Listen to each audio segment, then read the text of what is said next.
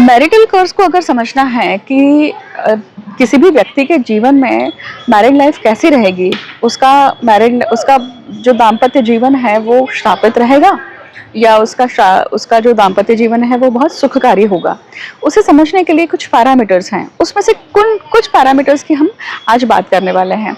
हम इस वीडियो को सिंपल रखेंगे ताकि आप इन सूत्रों को डायरेक्ट अप्लाई करके देखें अपने पत्रिका पे कि ये चीज़ कैसी है, किस स्थिति में है, राइट। अब मैरिड लाइफ है तो मैरिड लाइफ के लिए आपको सबसे पहले क्या देखना होगा, शुक्र, राइट। वीनस की पोजीशन, मतलब वीनस किस प्रकार से स्थित है, वीनस का जो वीनस कौन सी राशि में स्थित है, वीनस कौन से भाव में स्थित है, वीनस का बलाबल क्या है, शुक्र का बलाबल क्या है, राइट। इसके साथ साथ आपको ये भी देखना होगा कि शुक्र जो है ये कौन से नक्षत्र में है। अब शुक्र के साथ में जब क्रूर ग्रह का योग होता है, जैसे सूर्य का योग होगा तो क्या होगा, पृथकता के कारक बन जाते हैं वहां पे सूर्य, और पृथकता मतलब अलग कर देते हैं उस कारकत्व से या उन सब चीज़ों से, उन सब खुशियों से, उन सब सुखों से। उसी प्रकार से जब राहु जुड़ते हैं तो राहु वहाँ पे जो शुक्र का बेसिक तत्व है, सेल्फलेसनेस जो शुक्र का तत्व है, शुक्र में ओजस है, शुक्र में पवित्रता भी है, शुक्र में प्योर एनर्जी है। और जब राहु जैसी एनर्जी जुड़ती है तो वहाँ पे वो व्यभिचारी रूप ले लेता है, और व्यभिचारी रूप लेने के कारण भी दाम्पत्य जीवन में कर्स आती है। उसी प्रकार से जब कालपुरुष कुंडली में शुक्र अगर मान लीजिए छठवें भाव में है, मतलब शुक्र वहाँ नीच के हुए, पेंडिंग कर्मा में हुआ, इसका अर्थ ही है कि भाई गत जन्म में व्यक्ति ने शुक्र से संबंधित या शुक्र के कारकत्वों से संबंधित कुछ न कुछ ऐसे कर्म करे हैं जिसके कारण उसका शुक्र पेंडिंग कर्मा में आया है, राइट। अब नीच का शुक्र जब आता है तो मतलब कन्या राशि का शुक्र जब किसी की पत्रिका में हो तो आप देखेंगे कि रिलेशनशिप में हमेशा इशू रहेगा, रिलेशनशिप में हमेशा प्रॉब्लम रहेगी, रिलेशनशिप को लेकर व्यक्ति जो है वो सुखी नहीं रहेगा, जितना वो करेगा उसको उसका रिटर्न नहीं आएगा। उसी के साथ साथ जितना वो किसी भी रिलेशनशिप में अपेक्षा करेगा वो अपेक्षा उसकी भंग होगी। अब उसी प्रकार से राहु के नक्षत्र या सूर्य के नक्षत्र, अगर शुक्र जो है वो राहु के नक्षत्र में है, मतलब आद्रा, स्वाति, शतभिषा, तभी भी इस प्रकार की मैरिटल कर्स से व्यक्ति को जाना होता है। उसी प्रकार से जब सूर्य के नक्षत्र में अगर शुक्र चले जाते हैं, जैसे कृतिका, उत्तर फाल्गुनी और उत्तराषाढ़ा, इन 3 नक्षत्रों में अगर स्थित है पत्रिका में तो भी आपको किसी न किसी प्रकार की मैरिटल अनहैप्पीनेस को फेस करना ही होता है, क्योंकि वो अग्नि है। अब उसी प्रकार से शुक्र के साथ में अगर सूर्य का योग हो जाए, अब ये सूर्य मान लीजिए बहुत डिग्री वाइज बहुत क्लोज कंजंक्शन में चले जाते हैं तो वहाँ पे शुक्र पूरी तरह से कॉम्बस्ट हो गए हैं। मतलब अगर पत्रिका में कॉम्बस्ट सूर्य है तो भी ये लागू होगा सूत्र, राइट। मतलब अब ये इस प्रकार की अगर कंडीशन आ रही है, ये हमने बिल्कुल प्राइमा फेसी बात करी है, राइट। अगर भाव रूप से अगर बात करें तो छठवें भाव में, त्रिक भाव में, 8वें भाव में और व्यय भाव में जब शुक्र होते हैं तो भी दाम्पत्य जीवन में कहीं ना कहीं क्या आती है, प्रॉब्लम्स आती है, मैरिटल कर्स आती ही है।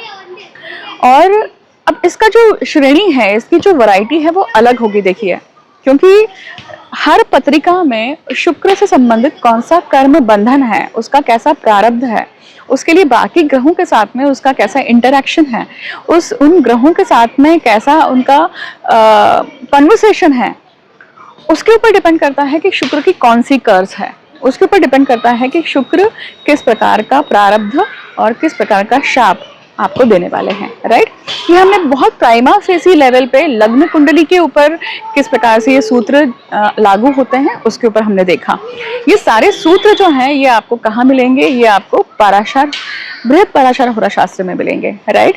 जब आप कर्सेस के चैप्टर्स पढ़ते हैं तभी आपको उसमें ये सारी चीजें मिलेंगी।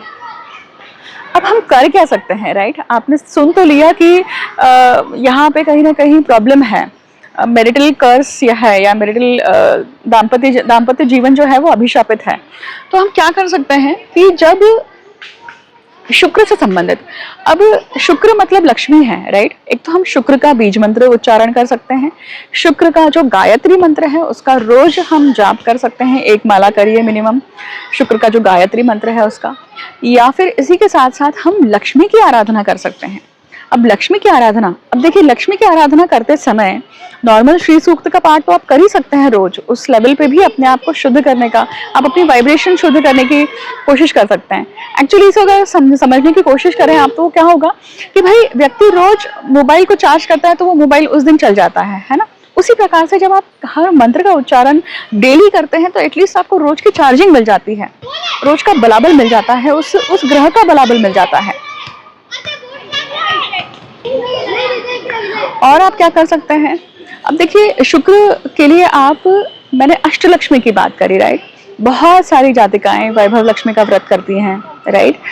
वैभव प्राप्त करने के लिए करती हैं, अपने स्पाउस के लिए करती हैं, वो भी एक बहुत अच्छा तरीका होता है। उसी के साथ साथ आप शुक्रवार का कड़क उपवास कर सकते हैं।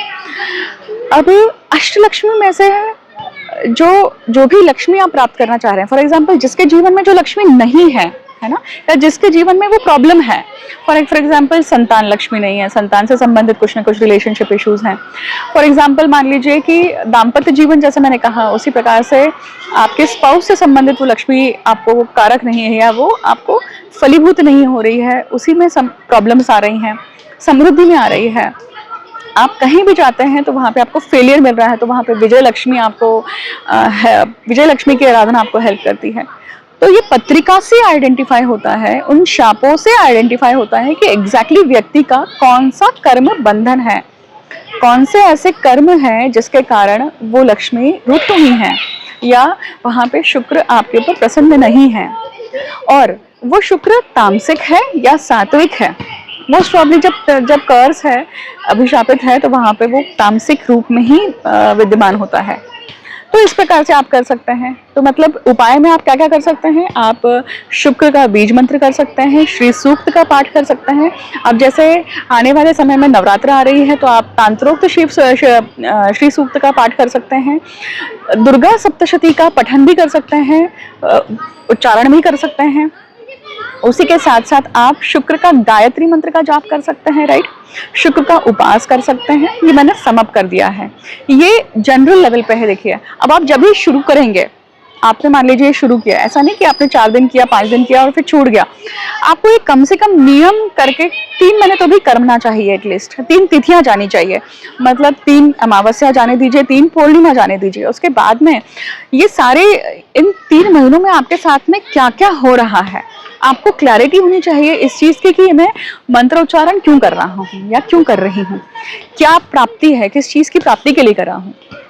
अगर आपने अपने आप को क्लियर रखा, क्लियर थॉट रखा, क्लियर प्रोसेस रखी, तो आपको समझ में आ जाएगा कि एग्जैक्टली कहाँ और क्या काम करना है, right. I think this video will be helpful for you. और जो भी आपको इसमें क्वेश्चंस आते हैं या इस पूरे वीडियो में आप जो भी चीज़ें समझना चाहते हैं और डिटेल में समझना चाहते हैं, तो मुझे वीडियो के कमेंट सेक्शन में मेंशन कीजिए। कृपया करके अपने पत्रिका के बारे में मुझे डायरेक्टली ना पूछिए यहाँ पे, क्योंकि कमेंट में जवाब देना इम्पॉसिबल है। आई वुड सजेस्ट कि आप प्रॉपर कंसल्टेशन लीजिए मेरी, अगर आप प्रारब्ध ये सब चीज़ें समझना चाहते हैं तो। और हाँ, परंतु अब आप खुद ज्योतिष के छात्र हैं और ज्योतिष सीख रहे हैं, तो कुछ चीज़ें समझनी है, कोई पॉइंट समझना है, और वो मैसेज कमेंट सेक्शन में जवाब देने लायक है, दिया जा सकता है, तो मैं ज़रूर दूंगी। Thank you so much. इसी प्रकार से नए किसी टॉपिक को लेकर मिलेंगे। आप मुझे सजेशन दे सकते हैं कि और कौन से टॉपिक के बारे में आप सुनना चाहते हैं, राइट। Thank you.